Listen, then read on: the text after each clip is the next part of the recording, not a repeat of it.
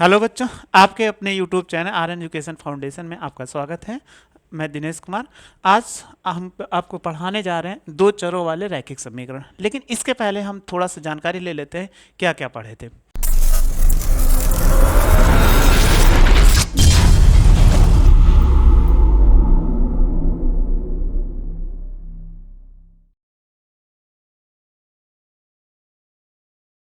तो एक हमने पहला लेसन आपको पढ़ाया था, वो था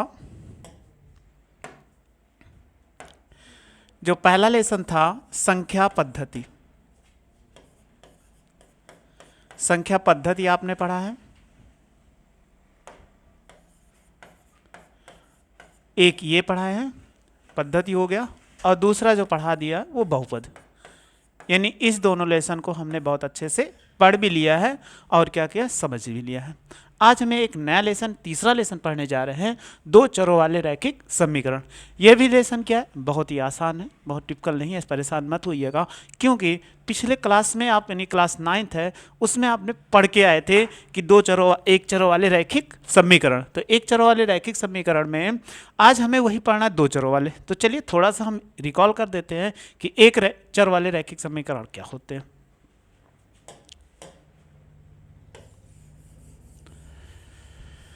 चलिए सबसे पहले दो चरों वाले से पढ़ने से पहले हम एक चर वाले रैखिक समीकरण पढ़ते हैं। तो देखते हैं एक चर वाले रैखिक समीकरण क्या होते हैं। एक चर वाले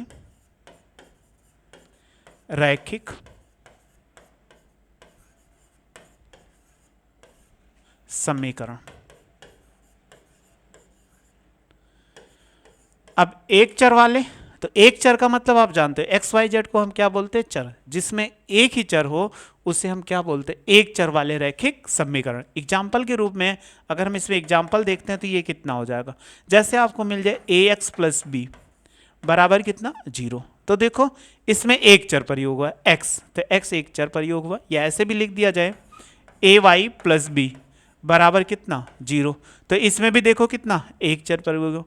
और दूसरा लिख सकते हैं ए जेड और प्लस सी भी लिख दो, तो ये 0 लिख देंगे, या कोई भी अंक भी ले सकता है। ऐसा नहीं है कि कोई अंक, यहाँ पे अंक है सी, ए बी सी क्या होता है, जहाँ ए बी सी जो होगा इसमें लिख सकते हैं, जहाँ ए कामा बी कामा सी ये क्या है, वास्तविक संख्या है।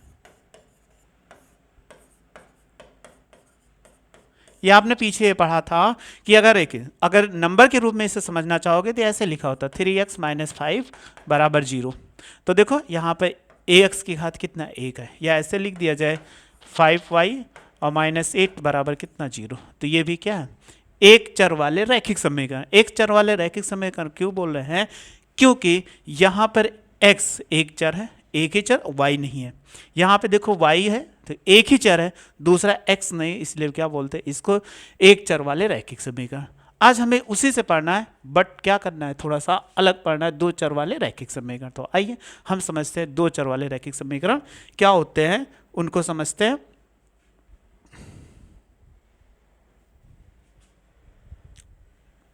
इसको स्क्रीनशॉट ले लो, इसको हम रफ कर देते हैं। चलिए अब हमें पढ़ना है दो चरों वाले रैखिक समीकरण। अब दो चरों वाले रैखिक समीकरण क्या होते हैं, जिसमें दो चर हो, यानी x ये y हो या y z हो या कुछ और हो, लेकिन दो चर वाले होने थे। दो चर का मतलब, चर आप पीछे जानते भी थे, ऐसे चर आपको हम कह दें तो चर क्या हो जाएगा, x y z। तो इसका अगर चर वाले रैखिक समीकरण का व्यापक समीकरण का हम ले लें, तो अगर ले लिया जाए दो चर वाले रैखिक समीकरण का व्यापक रूप, अगर इसके हम व्यापक रूप बात करते हैं तो व्यापक रूप क्या हो जाएगा कि ए एक्स और प्लस बी वाई और प्लस सी बराबर 0। यानी दो चर वाले अगर रैखिक समीकरण आपको मिलते हैं तो उसका मैक्सिमम जो समीकरण हो सकता है इस फॉर्म में A X plus B Y plus C बराबर 0। और एक चीज़ और याद रखिएगा, जहां ये होता है कि ए कॉमा बी कॉमा सी ये क्या वास्तविक संख्या है, यानी हम इसको क्या बोलते हैं, वास्तविक संख्या है। तो वास्तविक संख्या आप जानते हो, पीछे नंबर सिस्टम में हम पढ़ के आए थे। तो ये वास्तविक संख्या हो गया ABC। अब इसमें एक कंडीशन और होता है कि अगर दोनों का जब यहाँ पर लिखा गया होगा तो A और B, और तथा इसमें लिख देते हैं कि अगर ऐसे लिख सकते हो A² और plus B² not equal to 0। तो आपके पेपर में डायरेक्ट ऐसे कभी पूछ लेता है, कोई रैखिक समीकरण दिया गया, उसकी शर्तें कैसे होंगी कि वो रैखिक समीकरण है। तो आप ध्यान दीजिएगा, x का जो गुणांक है उसका वर्ग कर दीजिए, फिर y का गुणांक है उसका वर्ग करके जोड़ोगे तो 0 के बराबर नहीं आएगा, तो वो ये क्या है, रैखिक समीकरण है। चाहे जैसा होगा आसानी से आप निकाल सकते हो। अब हमारे पास पूरा एक बार लेसन का नाम पढ़ते हैं, दो चरों वाले रैखिक समीकरण युग्म लिखा हुआ है। अब युग्म क्या होता है, युग्म के नाम आप सुने होंगे पेयर। पेयर का मतलब क्या होता है, एक आप जानते होंगे जोड़ा, जैसे दो हंसों का जोड़ा। तो देखो अगर दो हंसों का जोड़ा है तो हमें इसमें कहा गया कि दो चर वाले रैखिक समीकरण युग्म, युग्म मतलब दो चर आपको मिलेंगे तो एक समीकरण इस तरह मिलेगा, लेकिन उसमें क्या होगा, दो समीकरण होंगे। तो क्योंकि युग्म के साथ मिलेंगे तो हमें इसी को पढ़ना है कि युग्म के साथ मिलेंगे तो कैसे सॉल्व करते हैं। तो ये स्क्रीनशॉट ले लीजिए। चलिए अब हम पढ़ते हैं कि इनका व्याप, यानी ये तो ऐसे ही रहेगा, इसको रफ कर देते हैं।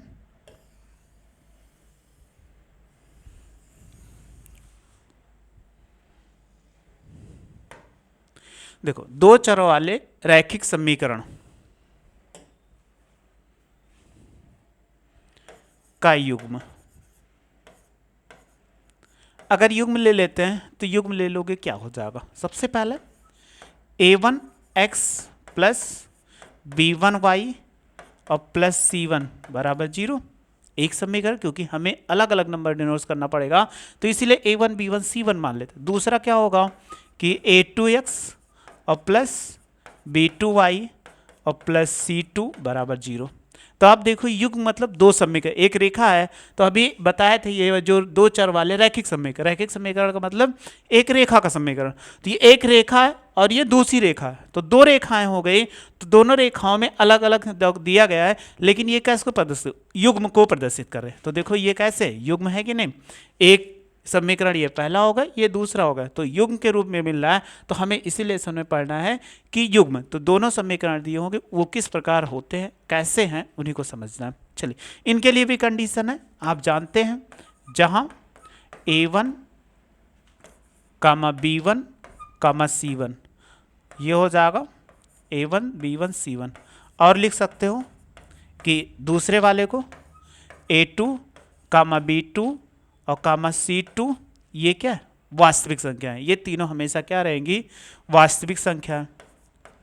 ये आपको इसलिए याद रखना पड़ेगा क्योंकि ऑब्जेक्टिव क्वेश्चन आपके बोर्ड पेपर में 20 नंबर के ऑब्जेक्टिव क्वेश्चन आते हैं। तो अगर ऑब्जेक्टिव क्वेश्चन आते हैं तो अगर ये चीज़ नहीं जानोगे, यहीं से डायरेक्ट पूछ लिया जाएगा कि ABC क्या होता है, तो आपको लिखा वास्तविक संख्या कि काल्पनिक संख्या, तो आप उसी में कंफ्यूज हो जाओगे, या काल्पनिक और वास्तविक दोनों, तो गलत हो जाएगा ऑप्शन। इसीलिए इसको आपको ध्यान से समझ रही है ताकि ऑप्शन मिलते ही टिक कर दीजिए। तो ये क्या है, वास्तविक संख्या है, वास्तविक संख्या हो गई। और कंडीशन क्या होती है कि दोनों समीकरण मिल जाएं कि तथा a1² और प्लस b1², ये क्या हो गए, नॉट इक्वल टू 0। दूसरे के लिए क्या होगा कि a2² और प्लस b2² बराबर कितना, 0, ये भी नॉट इक्वल टू 0 होगा। ये कंडीशन अगर फॉलो करता है तो कोई भी समीकरण होगा वो दो चरों वाले रैखिक समीकरण का एक ही युग्म होगा। तो रैखिक समीकरण का ये क्या है, युग्म है, जिससे हम देख के पहचान सकते हैं। तो इसका भी स्क्रीनशॉट ले लीजिए, आप ले लिए होंगे। चलिए आगे फिर बढ़ते हैं। तो अभी हमने बताया कि जो समीकरण होता है वो किसको प्रदर्शित करता है, एक रेखा को प्रदर्शित करता है। ये समीकरण क्या होते हैं, एक रेखा को प्रदर्शित करते हैं। तो एक रेखा को प्रदर्शित करते हैं तो वो रेखाएं, जैसे अभी हमने एक समीकरण बताया, तो इसमें दो रेखा, यानी रेखा का समीकरण होता है जैसे ax प्लस by और प्लस c बराबर 0। तो ये क्या करती है, एक रेखा को प्रदर्शित करती है। यानी कोई भी समीकरण रैखिक समीकरण मिल गया तो एक रेखा को प्रदर्शित करती। लेकिन हम क्या पढ़ रहे हैं, दो रैखिक समीकरण यानी दो चरों वाले रैखिक समीकरण युग्म पढ़ रहे हैं। तो दो चरों वाले एक्स वाई है, इसलिए दो चर है। और यहाँ पर दो समीकरण जैसे भी हमने बताया था कि a1 x1 यानी a1 x square plus b1 y square, sorry नहीं रहेगा,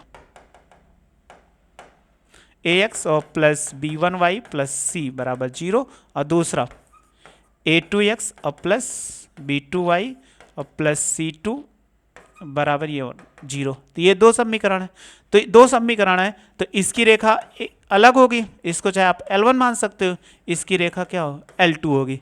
अब रेखाएं कैसी हो सकती है, परछेद करेंगी, परछेद नहीं करेंगी, या समांतर होंगी कि असमांतर होगी। तो आइए उसको हम समझते हैं, यानी इसका ग्राफीय निरूपण। तो आगे देखते हैं रैखिक समीकरण युग्म का ग्राफीय विषय हल। तो हल तो नहीं, पहले इसको हम सीख लेते हैं कि रैखिक समीकरण कैसे होते हैं। सबसे पहले हम पढ़ते हैं, आपके लिखा हुआ परछेदी रेखाएं। देखो अगर आपको मिल जाए प्रति, पीछे वाले पेज पे लिखते हैं, देखो आपको परछेदी रेखाएं मिल जाएं तो परछेदी रेखाओं को आप कैसे पहचानोगे। देखिए आप अभी पीछे समझ चुके थे कि रेखाओं का युग्म क्या होता है, लेकिन रेखाएं अगर खींची गई हैं तो वो किस प्रकार के व्यवहार करती है। तो आइए उसको समझते हैं, यानी रेखा युग्म हो वो किस प्रकार के व्यवहार करती है, मतलब परछेदी है कि परछेदी नहीं है, समांतर है कि क्या है संगामी है। ऐसे कभी मिल जाए तो उसको कैसे पहचानेंगे। तो चलिए हम आगे आपको दिखा देते हैं, ये फिगर है। अभी ये तीन चीज़ इसमें मिलेगा कि रेखाओं पे एक परछेद करती हुई रेखाएं, संपाती रेखाएं और समांतर रेखाएं, ये तीन कंडीशन पढ़ना है। तो इसी तीन कंडीशन को हमको आपको बता देते हैं। सबसे पहले कितना होगा, पहला प्रतिच्छेद,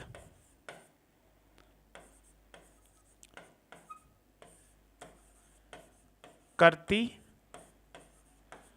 हुई रेखा। अगर कोई रेखा है वो क्या करती है, परछेद करती है। अब परछेद का मतलब क्या हो जाएगा, अगर कोई रेखा मिली है वो आपको परछेद करती दिख रही है, जब परछेद करती दिख रही है तो उसके लिए क्या होनी चाहिए कंडीशन, कि एक रेखा सपोज कर लीजिए ऐसे चली गई और दूसरी रेखा चली गई। तो देखो एक स्थान पे कट कर रही है यहाँ पर, अगर ओ मान लें, यानी ये रेखा ऐसे चली गई और दूसरी रेखा इसको आके क्या करती है, एक स्थान पे कट कर देती है। जब काटती हुई रेखाएं आपको दिखती है तो ये परछेद करती हुई रेखाएं दिखेंगी आपको, क्योंकि रेखा हम युग्म पढ़ रहे हैं। तो रेखा युग्म पढ़ रहे हैं तो उसमें क्या एक बिंदु पर कट कर रहे हैं, इसीलिए क्या परछेद रेखाएं कहलाती है। चलिए आगे फिर समझते हैं। इसी के आगे दूसरा संपाती रेखा है, यह सबसे पहले समांतर पढ़ लेते हैं। देखो समांतर रेखा, अगर कोई रेखा वो समांतर कैसे होती है, तो आपने देखा ही था, रेल की पटरी बताया जाता है क्या है समांतर है, या किताब के दोनों किनारे। तो किताब के दोनों किनारे कभी नहीं मिल सकते, इसलिए क्या है समांतर है। तो हम समांतर रेखाओं को कैसे खींचते हैं, आप ऐसे खींच दिया जाता है। एक रेखा ये चली गई, दूसरी रेखा इसी दिशा में चली गई, तो ये देखो कैसी है समांतर रेखा है। क्योंकि ये रेखाएं आप जानते हो एक दूसरे को कभी नहीं कट करेगी, इनके बीच की दूरी क्या होती है समान होती है, तो ये क्या हो समांतर रेखाएं हो जाएगी। चलिए दूसरा पढ़ते हैं, संपाती रेखा है। इसी के आगे संपाती रेखा है। अब संपाती रेखा क्या होती है,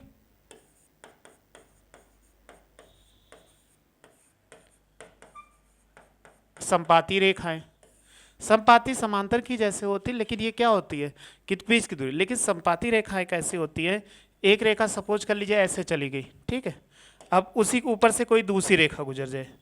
सपोज कर लीजिए कि दूसरी रेखा अगर हमने ऐसे इस पे गुजार दिया, तो आपने देखा अगर इस रेखा को हमने फिर से इसी के ऊपर गुजार दिया तो आप देखो यहां से यहां तक गई, गई कि नहीं। एक ब्लैक लाइन के ऊपर कैसे गई, एक येलो लाइन गुजर गई, तो एक दूसरे के क्या हो संपाती है। अगर संपाती है तो इसका जहां तक ये रेखाएं खींची जाएंगी एक दूसरे के क्या होंगे सारे पॉइंट मिलते जाएंगे। अगर आप देखोगे इस रेखा के पॉइंट एक दूसरे पे स्थित है तो यहाँ पर क्या असंख्य बिंदुओं पे मिल जाते हैं, तो इसीलिए इनको बोला जाए संपाती। जब एक रेखा दूसरी रेखा के ऊपर से गुजर जाती है तो उसको हम क्या बोलते हैं संपाती रेखा है। तो ये तीन प्रकार से रेखाएं जो होती है व्यवहार करती है। तो आपको समझ गया, क्योंकि अभी हम ग्राफ मिलेगा तो ग्राफ को बताना पड़ेगा कि समांतर है कि संपाती है या परछेद रेखा है। तो जब दो रेखाएं परछेद करेंगे तो हम परछेद कहेंगे, और जब दो रेखाएं एक दूसरे के बीच की दूरी बराबर मिलेगी समांतर होगी समांतर। जब एक रेखा दूसरी रेखा के ऊपर से गुजर जाती है तो उसे हम बोलते हैं संपाती रेखाएं। तो ये भी आप समझ चुके होंगे। अब इसी पर हमने थोड़ा सा और हमें समझना है कि अब इसी को तो ये तो ज्यामितीय था कि ज्यामितीय कैसे निरूपण करेंगे, आपने देख लिया कि कैसे रेखाएं, ये तो आप पीछे जानते भी होंगे क्योंकि क्लास 9th में ये सब समांतर पढ़े होंगे, परिच्छेद पढ़े, ये सब आप अच्छे से पढ़ चुके हैं। बस हमें क्या करना है, अब इनको बीजगणितीय रूप में हम कैसे पहचाने, यानी क्वेश्चन मिल जाए एक इक्वेशन तो उनको हम कैसे बता दें कि ये समांतर है, संपाती है। तो आइए उसको हम सीखते हैं। चलिए, ये आपके सामने टेबल है, इसी टेबल को भी अच्छे से एक्सप्लेन करते हैं, इसी को समझ लीजिए। तो कोई भी क्वेश्चन होगा आपको दिया होगा, बता दोगे संपाती है, समांतर है या परिच्छेद रेखा है। चलिए इसी को एक्सप्लेन कर देते हैं अच्छे से। यहाँ पर लिखा गया A1 B1, तो मान लीजिए, माना दो समीकरण युग्म, युग्म क्या हो जाए, यानी कोई समीकरण युग्म मिल जाए, उसमें क्या हो, पहला A1x प्लस B1y और प्लस C1 बराबर 0, क्योंकि दो रेखा खींचना युग्म पड़ रहा है। और दूसरा हो जाएगा A2x और प्लस B2y प्लस C2 बराबर कितना, 0। तो हम दो रेखा युग्म पढ़ रहे हैं, इसलिए दो रेखाएं इसमें साथ साथ दिखेंगी, ऐसा कभी नहीं हो सकता सिंगल रेखा देखेगी। तो सिंगल रेखा नहीं, डबल रेखाएं मिलेंगी, तो डबल रेखाएं। अब इन्हीं में क्या कर लो, समान पद के गुणांक से तोड़ना, यानी हम क्या कर देते हैं, समान चर, या लिख देते चर, चाहे चर लिख ले, चर के गुणांक से तुलना। अगर हम तुलना करते हैं तो देखो क्या निकल के आता है, ये x है, ये x है, तो x के नीचे x का गुणांक, तुलना करने का मतलब होता है अनुपात। तो x के नीचे x का गुणांक A1 बाई कितना, A2 हो जाएगा। ये ax का x है तो A1 बाई A2 हो जाएगा। फिर बराबर लगाइए, अगर y है तो y का गुणांक कितना, गुणांक का मतलब गुणे में, y के गुणे में B1, और इधर देखो y के गुणे में कितना, B2 हो जाएगा। और फिर लास्ट में आते अचर पद, तो C1 बाई कितना, C2। ये हमारे पास कंडीशन आता है, अगर कोई भी समीकरण ऐसे मिल जाए तो उनके लिए हमारे पास ये कंडीशन मिल जाता है कि इनसे तुलना करने पर सदैव A1 बाई A2 आएगा, B1 बाई B2 आएगा, या C1 बाई C2 आ जाएगा। तो ये तीनों आ जाने के पश्चात अब इन्हीं से हमें क्या करना, पहचानना पड़ेगा कि इसके कंडीशन है। जैसे सबसे पहला कंडीशन दिया गया है, इसी कंडीशन के आधार पर ये व्यवहार करेगा। पहला है, और ये दूसरा कंडीशन है, और ये तीसरा कंडीशन है। इसी तीनों कंडीशन को आपको फॉलो कर लेना, चाहे जैसा क्वेश्चन आपको मालूम चल जाएगा। तो सबसे पहला कंडीशन क्या कहता है कि अनुपातों की जैसे हमने तुलना किया, अगर कह दिया जाए A1 बटे A2 not equal to B1 by B2, यानी A1 और B1 बराबर क्या हो और B2 और B1 ये आपस में क्या बराबर न हो, यानी इनका अनुपात निकाला जाए A1 बाई A2 तथा B1 बाई B2, अगर देखेंगे दोनों का अनुपात बराबर ना हो तो वो कैसे, परिच्छेद रेखा है, इनके केवल क्या होते हैं, एक हल होते हैं। यानी बीजगणितीय रूप में परिच्छेद करेंगे तो एक ही कॉमन बिंदु आपको मिलेगा, उससे ज़्यादा नहीं मिलेगा। चलिए एक एग्जाम्पल से समझ लेते हैं। मान लीजिए एक इक्वेशन मिल जाए 2x प्लस 3y प्लस 5, और दूसरा इक्वेशन मिल जाए इसी में 4x और प्लस 8y और प्लस 7 बराबर 0 बराबर 0। अब आप देखो तुलना करो, x के साथ x तुलना करोगे 2y कितना 4, और ये हो जाएगा 3/8, y के साथ y, और ये हो जाएगा 5/7। हमें इस वाले कंडीशन में पहले से इसमें कोई मतलब नहीं होता। क्या ये दोनों आपस से बराबर हैं, कहोगे नहीं बराबर है। जब नहीं बराबर, क्योंकि यहाँ पे अगर गुणा करा के या देखें, यहाँ पे 2/4, यहाँ 3/4, 8 है, आपस में बराबर नहीं है। जब बराबर नहीं है तो ये क्या होंगे, ये रेखाएं परिच्छेद करेंगी तथा इसके केवल एक हल होंगे, या इसी को बोलते हैं अद्वितीय। अद्वितीय का मतलब उसके जैसा और कोई नहीं हो सकता, अर्थात केवल एक ही बिंदु होगा, उससे ज़्यादा इसमें कोई बिंदु नहीं होंगे। तो ये आपका पहला एग्जाम्पल समझ में आया। चलिए अब दूसरे को देखते हैं कि दूसरा सेम इक्वेशन फिर लिखा हुआ है संपाती रेखा है। अगर आपको कभी भी संपाती रेखा मिल जाए तो देखो A1 बाई A2 बराबर B1 by B2 C1 by C2, तो ये संपाती होंगे, अपरिमित रूप से अनेक हल मिलेंगे। इसके क्या होंगे, अपरिमित रूप से अनेक हल मिलेंगे, चाहे जैसा इक्वेशन आपको मिल जाए। अगर तीनों आपस बराबर होते हैं तो चलो एक एग्जाम्पल इसमें भी समझ लेते हैं। सपोज कर लीजिए इसमें मिल जाए समीकरण 4x प्लस 6y और प्लस कितना 10 बराबर 0। अगर आप तुलना करिए, इसका कंपेयर करोगे तो 2/4 और ये कितना हो जाएगा 3/6 और ये हो जाएगा लास्ट में 5/10, यानी x के नीचे x का गुणांक, y के नीचे y का गुणांक, z के नीचे जो इक्वेशन ऊपर था उसको अंश में लिखते हैं, जो नीचे इक्वेशन था उसमें हर में लिख देते हैं। अब हर में लिख दिया, अब इसी को काट दिए तो काट देने पर कितना आ जाएगा, देखिए 2 इक्के 2, 2 दूनी 4, 3 इक्के 3, 3 दूनी 6, 5 इक्के 5, 5 दूनी 10। तो देखिए कितना आ गया, 1/2, 1/2 बराबर कितना, 1/2 आ गया। देखो इसको काट दे तो 1/2, 1/2 और 1/2 आ गया। तो ये कैसे हो गए, समपाती रेखाएं होंगे, और समपाती रेखाओं को हम क्या अपरिमित रूप से अनेक हल होंगे। यानी कोई भी समीकरण अगर आपको ऐसे मिल जाता, तीनों वैल्यू बराबर हो, यानी x के गुणांक, y के गुणांक और अचर पद आपस में बराबर हो, तो उनको बोलेंगे हम अपरिमित रूप से अनेक हल। एक चीज और इसमें याद रखिएगा, अगर आप इस कंडीशन में मिल जाए, संगत और असंगत भी पूछता है पेपर में, तो इसको हम बोलते हैं संगत हल, क्योंकि इसके हल निकल पाए इसलिए संगत हल, और इसके भी हल निकल पाए इसलिए हम क्या बोलते हैं, इसको संगत हल बोलते हैं। ये भी संगत हल और ये भी संगत हल, और तीसरे का भी आपको बताते हैं, उसको भी एक नाम से बोला जाता है। तो चलिए तीसरी कंडीशन पे आ जाते हैं, इनको तो आप समझ चुके होंगे। अब तीसरी कंडीशन पे आते हैं, अगर कोई इक्वेशन इस टाइप का मिल जाए तो आप क्या करोगे, कि अगर आपस में क्या हो, बराबर ना हो। क्या लिखा हुआ है, a1/b2 बराबर c1/c2 नॉट इक्वल टू यानी a1/a2 बराबर b1 not equal to c1, तो समांतर रेखा है, इसका कोई हल नहीं होगा। तो कैसे, चलिए इक्वेशन लिख के समझाते हैं आपको कि अगर कोई इक्वेशन मिल जाए तो कैसे आप पहचानोगे। तो मान लीजिए ये मिल गया 4x और प्लस कितना 6y प्लस कितना 8 बराबर 0, ऐसे आपको मिल गया। अगर आप तुलना करो x के साथ x का, तो 2/4 और y के साथ y का 3/6 और ये हो जाएगा 5/8। अगर इसको डिवाइड करेंगे, 2 इक्के 2, 2 दूनी 4, 3 इक्के 3, 3 दूनी 6, तो देखो कितना आ गया, 1/2, 1/2 और 5/8। आप देखो ये दोनों कंडीशन आपस में बराबर है, 1/2 1/2 बराबर है, बट क्या 5/8 आपस में बराबर नहीं है। जब ऐसी कंडीशन आपको देखने को मिल जाए तो आप क्या, समांतर रेखा का कोई हल नहीं होगा, यानी जो समीकरण होंगे उसमें समांतर रेखा का कोई हल नहीं होगा। जब कोई हल नहीं होता तो इसको हम क्या बोलते हैं, असंगत हल। याद रखिएगा, असंगत हल। ये आपको समझ में आ चुका होगा। स्क्रीनशॉट लेना हो तो थोड़ा सा जूम इन कर देते हैं, जूम आउट कर देते हैं।